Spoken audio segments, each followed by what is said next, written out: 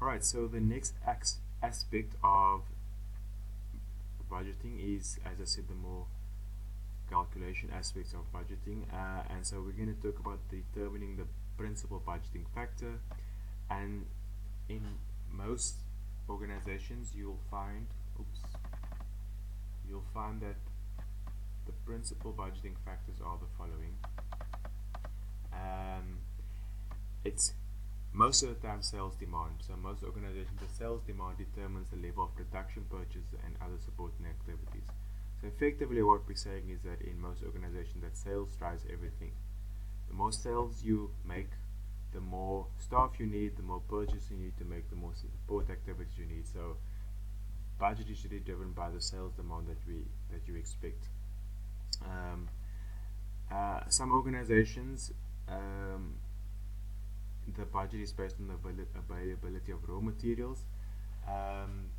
In these organizations, the budget will be primarily guided by the availability of raw materials, and I mean we usually find this in the mining industry where there's always a demand for minerals, but getting hold of the minerals is not well. It's possible, but it is not always guaranteed as to exactly how much minerals you will get hold of. But what you do know is that when you get hold of the minerals, such as gold, platinum,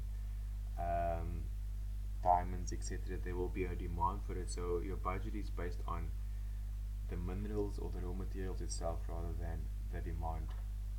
And then the third principal budgeting factor is the availability of cash or source of funding.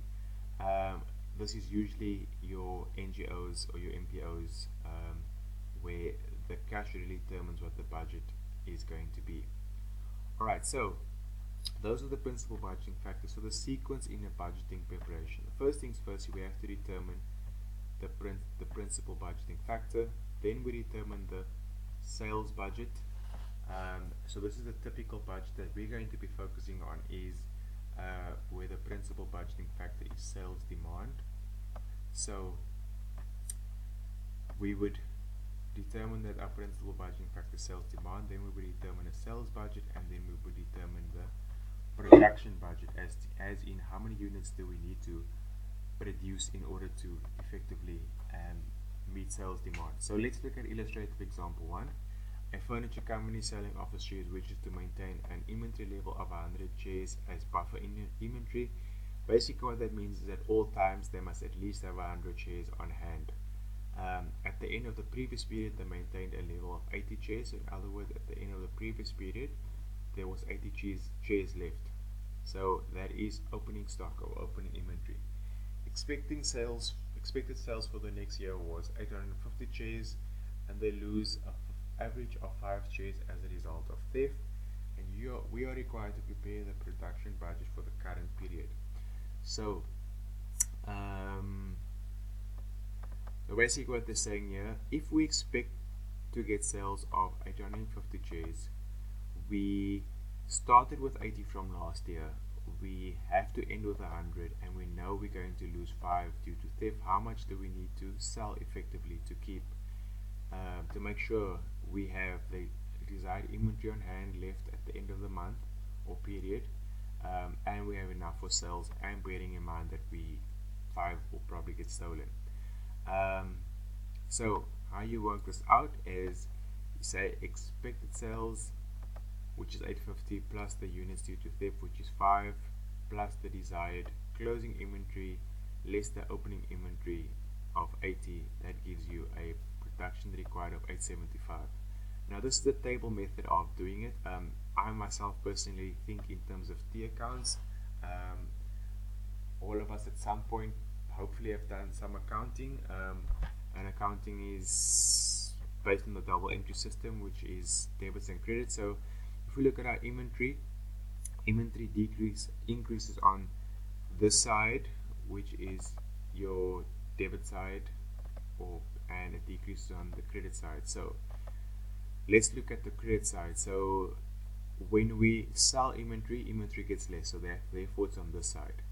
When we steal inventory, it gets less, therefore it's on this side, and effectively whatever is left over will be on the credit side.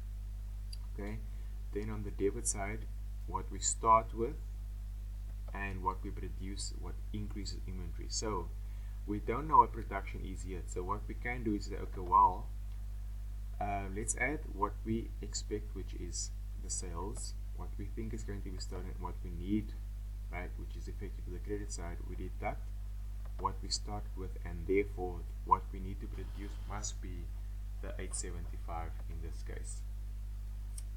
Alright, so you can use the table method or the T account method in the exam.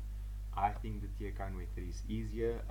You'll always get it right. Effectively, on the credit side, you effectively have sales,